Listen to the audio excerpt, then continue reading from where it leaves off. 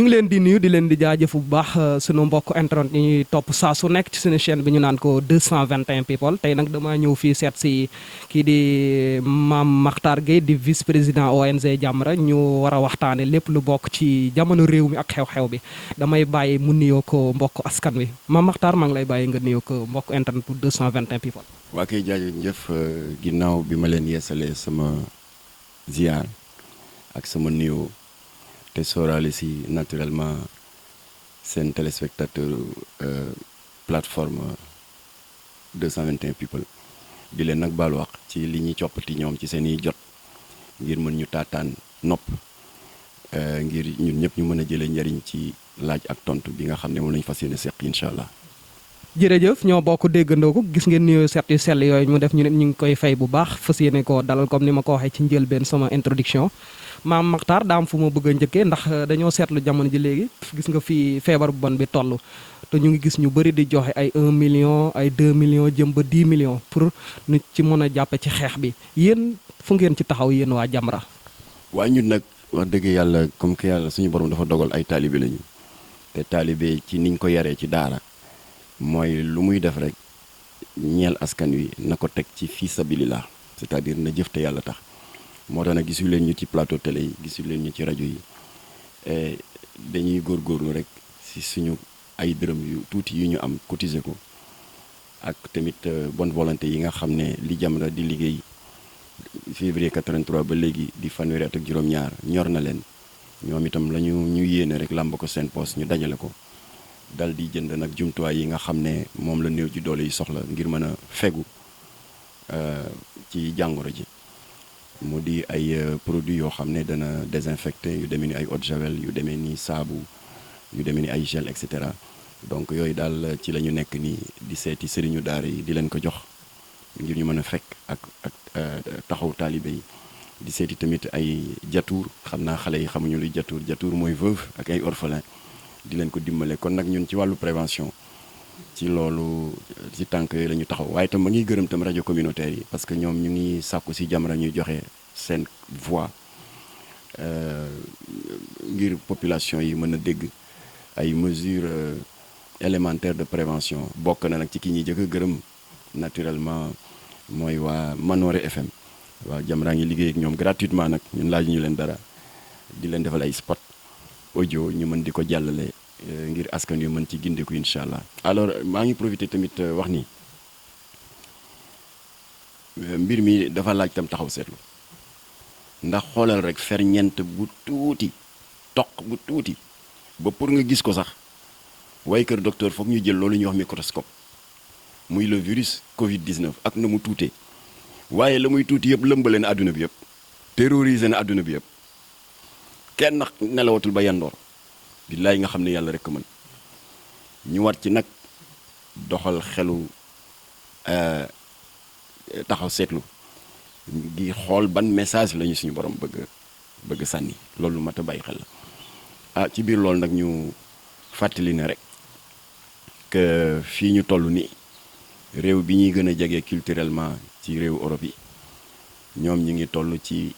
1700 morts muy France Italie nekk danduma ndax ñoom franchir nañu la barre des 3200 morts àdduna wërngal këpp nag ñu ngi ci 24000 bakken yu rot ci musiba bi à la date de ce vendredi 27 mars kon nag gars yi lii du affaire caaxaan dëgg la ñun Sénégal yàlla suturaal di nañu te yàlla na wéy ba ñu ngi ci 108 cas ay cas la nag yoo xam ne doomu jàngoro bi dugg na leen ñu nekk ci traitement wala ci observation waaye bu mu ñu tax a naagu bu mu ñu tax a beew bu mu tax loolu tubaab di wax dormir sur nos lauriers di ñu dal au contraire lépp lu ñu defoon ci jéego benn wala ñaar nañ ko yokk def ko fukk ndax lii dafay faat parce que ñaar fukki junni ak ñeent ci bakken doomu aadama yu rot ci àdduna bi lii du affaire caaxaan day yóbbu bakken jéego yi nag du leneen lu dul ñu góorgóorlu sàmmonte ak comportement yi nga xam ne way kër docteur biral nañ ko te président de la république ci message bi mu délivré woon gën ko fësal moo di nañu dakkal xew yi, nañu moytu daje mbooloo, nañu bàyyi saafonte bi, nañu bàyyi accolade yi, nañu bàyyi joxante loxo yi. ndax bu ñu fàtte ni jàngoro bi mu di tooke bi le virus Covid-19 du virus buy wéy di doxantul boppam déedéet, nit ñi ñoo koy joxalante ci seen biir. kon loolu moo waral ñu tere regroupement yi. du mesure yu ñuy jël nag pour fitnaal nit ñi wala buntu xataal leen waaye borom waaye kër docteur yi nee nañu bu ñu demee ba regroupement yi amatul rek virus bi bu defee fukki fan ak juróom amul fu mu mën a toxoo jëm ca keneen rek day dee. kon nag loolu moo waral confinement bi ñuy wax réew yi nga xam ne sàmmonte nañu ak moom rëccuwuñu ko muy Chine fa la jàngoro bi gënoon jolle waaye OMS organisation mondiale de la santé ñoom ñoo wax officiellement ne coronavirus bi mu ngay dellu ginnaaw Chine. bu doon chinois yee ko wax sax ñu mën a wax ne dañuy ràcc jëmale seen boor mais bànqaasu ONU boobu ñuy wax OMS ñoo ko wax. soo demee Corée du Sud jàngoro baa ngay dellu ginnaaw, soo demee Japon jàngoro boobu mu ngay dellu ginnaaw. te yooyu yëpp boo ko seetloo ay réew asiatique la yoo xam ne seen mandarga bi gën a fës à travers le monde moo di discipline, teggin ak yar. voilà moo tax nag ñu ne teggin ak yar lu ma la mayul rek du la ko xañ. léegi nag précaution yi wax nañ ko sànq ñu moytu jaxasoo bi te xëy na li ci des bariwul nañ ko muñ rek. bokk na ci itam bu la yàlla nattoo nga war a génn nañu góorgóorlu mu nekk génnu farata, maanaam génn bu mënula ñàkk. comme yéen waa 221 people seen génn bi mënula ñàkk ndax yéen a ngi wër di def liggéey bu rafet di taataan kaddu porteur de voix yi pour xam ñoom yan message la ñuy délivrer ñeel askan wi ci wàllu prévention. kon seen génn mënula ñàkk kon te yàlla na leen si yàlla bindal yiw ndax yéen a ngi liggéey di mottali la nga xam ne état mënu ko defal boppam. alors bu dee génn boo xam ne mënula ñàkk nañ ko def, mais génn boo xam ne du farata nañu góorgóorlu muñ ko ndax boo génnee yaa ngi joxe tooke bi bunt pour mu dugg la. léegi nag wax nañ ne itam bu dee génn mënula ñàkk boo dellusee li war a doon sa premier réflexe mooy nga fexe jël ndox ak saabu nga raxasu ba set. saabu yomb na ku ne wax dëgg yàlla. boo mënee tamit bu dee raxas ba set jàppandiwul ndax xëy na da nga am ñoo toogal nga wut gel hydroalcoolique bi nga jëfandikoo ko. gel boobu nag ñun Jamra ci suñu descente yi ñu def sur le terrain tax na ma bëgg a profiter ci antenne 221 people lancer leen appel à la vigilance parce que am na ay faux gel yuy circuler ay gel yoo xam ne contrefaçon la dañuy changer étiquette bi def ci étiquette wu gel yi jógee ci pharmacie. fekk dañu jël gel liggéeyal ko seen bopp te li ci gën a dangereux dañ ko jaxase ak gel de cheveux. xam nga loolu boo leen ko diwoo mën ngeen ci am safaanu la ngeen bëgg. yéenay gis fan yi ci réseaux sociaux yi ndaw soo xam ne loxo yi dafa lakk ba ci coccam yi ndax gel boobu la jël diwoo ko romb benn fourneau rek ndekete c'est inflammable loxo yëpp tàkk. kon jar na sax gel bi ngeen tegee ko de côté wala boo leen ci amee doute ngeen gis benn waay kër docteur mu mën ci dalal seen xel. ci biir loolu nag am na précaution boo xam ni moom la waa 221 def te muy jàngale gu rëy tax bi may tàllal micro bi waxul waaye gis ngeen ba muy wax am na nu xar kanamam mel. mooy précaution numéro 1 mooy bii masque bi nag farataal nañ ko pour ñi nga xam ne dañuy jëfandikoo les transports en commun car rapide yi tata yi takk leen masque. prix yi wàcc na daan na dem ba 700 man démb romb naa ko 500 gis naa sax ñu koy jaayee 300 kon bu dee mënu la ñàkk nga dugg ci car yaa xam da ngay liggéey wala nga dem seeti sa ay mbokk ngir yàlla comme que da ngeen di jegeyantoo bokk bank ak yeneen i passager ngeen jëfandikoo masque bi. yooyu yëpp nag buñ ko sàmmonte am naa yaakaar ne duñ ko rëccu ndax réew yi nga xam ne sàmmonte nañu ak yooyu ndigal organisation mondiale de la santé wax na ni que tooke bi mu ngi dellu ginnaaw. koo xamee ne nag léegi nattu bi dal na la maanaam jàngoro ji dugg na la nga commencé di nemmeeku ay mandargaam waaye kër docteur tuddee ko les symptômes lu demee ni bopp buy metti lu demee ni tisoli bu bari saqat bu tar put buy xasan wala buy jam dënn buy jam noyyi gu jafe nga mel ni kuy fatt boole ci nag ak yaram bu tàng nga def attention waaye nag ak nu mu mënti demee digaluñu kenn ngay dem ci poste de santé ndax boo fa demee infirmier bi war laa seet mën nga ko ameel àq ndax xëy na doomu jàngoor bi nga fa indi te moom xamu ko nga wàll ko mu wàll ko keneen nga daal di jël àq moo tax ministère de la santé dafa ne mandarga yooyu ku ko gis ngir yàlla na ngeen jëfandikoo numéro vert bi te maa ngi ñaan appartement 200 nu mu tuddati 221 people ngeen bind ko en écritel ci suuf muy le 800 00 50 50 doo fay même sa téléphone bu amul crédit sax boo wootee day jàll le 800 00 50 50 bu ko defee ay way kër docteur dinañu jokkoo ak yow nga wax leen li nga yëg nga wax leen fi nga dëkk bu laajee ñoom ñu jël si li dañ la jël si yóbbu la ci benn centre de confinement comme bu mel ni Diamniadio dëgg la am na yeneen foofu nag état bi moo lay jël en charge doo jënd ordonnance doo fay dara état mooy fay ordonnance yi ñu toppatoo la defar la ba nga wér ba nga dellu sa sago incha allah. lépp kàddu yi ni nga ko waxee rafet na mais dafa am loo xam ne mënuñ ko cee ñàkk a ñambaas muy président gis nga bi mu defee kiyam bi discours am bi ba pare d'état d'urgence bi mu jël ak gis nga couvre-feu bi moom doy na waar fi mu ne nii gars yi nañu leen di labalee metti na da nga gis ñoo xam ne dañuy wàcc sax peut-être duñ doon laajte war a guddee doo mën a am oto. waa couvre-feu bi nag départ bi rek moo metti woon waaye mel na ni léegi nit ñi ñu ngi koy xaw a miis ndax man sama wàllu bopp am naa suma benn sœur bu am benn jànq di ko liggéeyal te bu wàccee mu ngi ñibbi Kër Massar moom dafa teel a dawal yërmande parce que bu 5 heures jotee rek mu bàyyi ko mu ñibbi waaye gis nga doon tele ñetti waxtu dox na ci diggante bi heure bi mu wàcc ak 8 heures bi nga xam ne ci la couvre-feu bi commencé alors ak jafe-jafe yi am ci transport en commun yi ndaw si tardé na ba couvre-feu fekk ko ci yoon bi waaye dañ ko dóor xam nga kooku tooñ nañ ko dafa liggéeyoon bay wàcc alors loolu waral nag ñu ngi gërëm autorité de la sécurité publique bi nga xam ne ñoom seen bopp génn nañu communiqué reconnaître ne dóor yi ëpp na ba defee naa sax ci conclusion communiqué bi wax nañu ne alkaati bu ñu gisati nga def acte de violence soo moytul ay daan dana la ci fekk loolu c'est une très bonne chose parce que réew yi nga xam ne ñoom ñoo ci jiitu te gën ñoo mettile parce que France du couvre-feu ñoom romb nañu couvre-feu confinement général la alors ñoom bu ñu la jàppee ngay dox dañ lay interpeller laaj la sa carte d'identité laaj la ndax da nga am autorisation spéciale comme ñiy liggéey ci wàllu état ci wàllu waayu kër docteur boo ko amee ñu bàyyi la nga jàll boo ko amul nag ñu infliger la benn alamaan nga daal di fay boo fayul nag su boobaa nag ñoom ñu daal di jël sa carte d'identité téye ko ba ëllëg nga ñëw ca poste de police ba nga fay ñuy delloo sa carte d'identité amul poñante amul dóor amul dara te loolu itam ñoom takk der yi mooy seen intérêt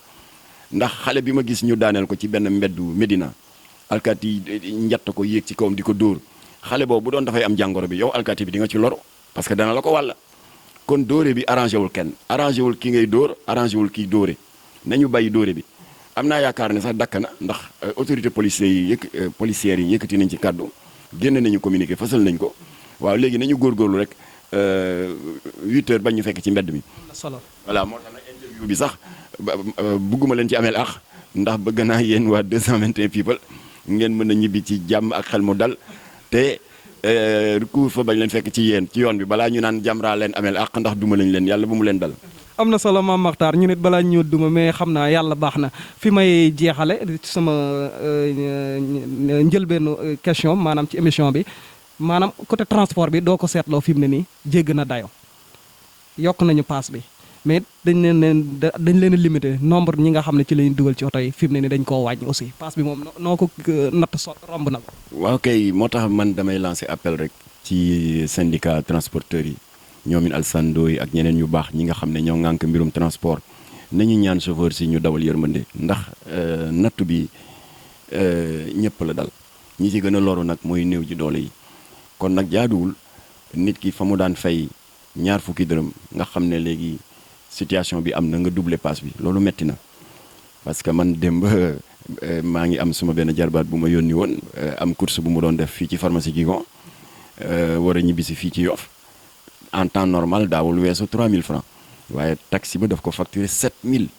parce que boobu heure couvre-feu bi jege na xam nga day xaw a mel ni chantage nañu moytu di amante àq ci suñu biir natt bu dikkee daal nga xam ne natt la boo xam ne amul xaaj ak seen te day dal borom barke bi comme néew ji doole bi ndax gis ngeen bërka dëmb rek jabaru premier ministre Canada testé nañ ko elle est positive te doomu borom barke la noonu lay dalee tamit néew ji doole alors comme que noonu la demee nañu dawal yërmande. est-ce que du nombre de kii aussi nombre de places passagers yi dañ koo wàññi. waaw nombre waaw wàññi bi nag ñoom autorité de gestion des épidémies ak autorité ministère de la santé jubluwuñu ci fitnaal nit ñi wala leneen dañu ko wàññi rek pour proximité bi bañ a tar parce que boo duggee ci clando ñaar ca kanam ñett ca ginnaaw ak chauffeur bi muy 6 ëpp na temps normal sax ëpp na waxatuma la ak temps de crise sanitaire loolu tax nag ñu ne kenn ca kanam ñaar ci ginnaaw doy na sax waaye terewul nag warul tax nag ñu yokk paas yi parce que mbir mi ku ne am na ci sa côté loolu tubaab di wax concession nga war a def concession ndax mbir mi woyof ci ñëpp moo tax nag ñu ngi saluer mesure bi président de la république jël wàññi na heure de travail yi xam nga la durée hebdomadaire de travail est de 40 heures waaye wàññi na ko ba 30 heures par semaine de sorte que léegi au lieu ngay xëy 8 heures 9 heures ngay xëy et wàcc tamit 15 heures voilà yooyu yëpp ci wayfal bi la kon nag ñu ngi ñaan chauffeur yi nekk ci tali bi itam ñu dawal lu mel noonu ndax feebar bi jombul kenn voilà léegi nag pour terminer ginnaaw bu ma gërëmee encore une fois 221 people ndax bi jàngoor bi tàmbale ba léegi vous êtes sur le terrain di tàllal micro ay porteurs de voix ak yooyu ñu mën a sànni kàddu ci wàllu prévention te moom ngeen def léegi fekk suñu fii si Djily Mbaye ñun waa Jamra ñu ngi leen ciy gërëm yàlla leen si yàlla bindal yiw alors ginnaaw loolu ma bëggoon ci profiter de benn mise au point xam nga am na benn vidéo boo leen posté en date du 23 mars mooy bi ma leen doon defal compte rendu audience bi nga xam ne am naa ko ak monsieur Aly Ngouille Ndiaye ministre de l'intérieur te ca audience boobu ma jox leen détail yëpp ndax dañu toogoon ak moom ngir naqarlu récépissé yi ñu jox kuréelu borom ñaari tur yi te du dëgg di yoon c'est une violation du code des obligations civiles et commerciales ndax boo déggee récépissé nga am parti politique ñu bëgg ñu reconnaître la xel mën na ko nangu nga créer syndicat bëgg état reconnaître la xel mën na nangu nga def ay démarches pour ministre de l'intérieur jox la récépissé mais kuréelu borom ñaari tur nga xam ne suñu article 319 code pénal rëbb na lépp lu xeetoo ak lesbianisme ak homosexualité ba ñëpp a tàccu ce même état wëlbatiku jaar ci suuf di leen jox ay lijaasa muy récépissé yi c'était contradictoire loolu nag mooy combat wu Jamra ba rendre naa ni kon dans les détails kaddu yi ma weccoon teg avec le ministre de l'intérieur Aly Ngouille Ndiaye te maa ngi remercier ministre de l'intérieur ndax suñu jàkkaarloo boobu nax saayul ndax dañ ci teg ay fan yu néew ñoom ñu daal di joxe ndigal ba jawriñ bi nekk ministre de l'intérieur te jege ministre bi daal di ko biral ci làmmiñam nee na état bi joxe na ndigal pour ñu mener une enquête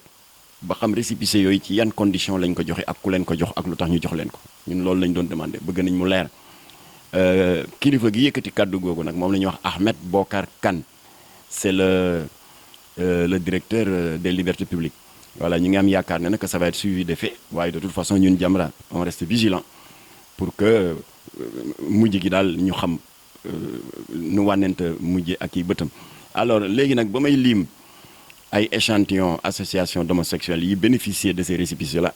ndax xam nga sang bu tedd bi dafa wax ne wama shahidna illa bima alimna ne témoignez que de ceux dont vous êtes sûr de science certaine alors cité woon naa ci ñett mu di sourire de femme góor jigéen yi lesbiennes yi te Ndeye Kébé jiite ko jox naa ministre de l'intérieur numéro de récépissé date de délivrance beeg yépp te jaaduwul joxe naa tamit association homosexuelle bi ñuy wax prudence te ku ñuy wax Jamil Bangoura jiite ko joxe naa tamit association bi ci gën a pànk ñu di ko wax AIDS ndax ñoom am nañ 635 membres seen numéro de récépissé nekk 15 444 état du Sénégal moo leen ko jox ka nekk ca bopp ba di ku ñuy wax Jaaji Diouf voilà foofu nag la lapsus amee ma daal di waxoon ne Jaaji Touré voilà kon nag mon oncle et ami Jaaji Touré qui est un éminent communicateur nekkoon tamit journaliste bu ñu ràññee dans les heures de gloire de la RTS te man Latif ak maître Mame Adama Gueye defoon ko comme idole moo soxna Dieng waaye ñu ngi ko ciy jéggalu bu baax kon nag xel sax demul ñuy jàpp ne yow la waaye leeral dafa baax rek kon ki jiite AIDS président kuréelu góor jigéen bi gën a tar gën a pànk te dinañ ko combattre ba état bi nangu récépissé bi tas ko ndax du dëgg di yoon. C'est une violation du code des obligations civiles et commerciales, une violation de l'article 319 du code pénal qui condamne les unions contre nature. Alors président kuréel boobu mu ngi tudd Diadji Diouf voilà na ko ñëpp a déggee noonu. Encore une fois ñu ngi jéggalu au-delà de notre oncle Diadji Touré képp ku sant ku tudd Diadji te sant Touré voilà te di dellu rek di am yaakaar ne suñu borom danañu dolli sutura par rapport ak balaa bi wàcc ci réew mi. yal na yàlla nasaxal pexe corona bi yal na yàlla néewal doole virus yu Covid 19 bi yal na yàlla dàqal Sénégal seytaane yal na yàlla def jàmm ci réew mi te làqal ñu Sénégal fu yàq yegul asalaamaaleykum wa rahmatullah.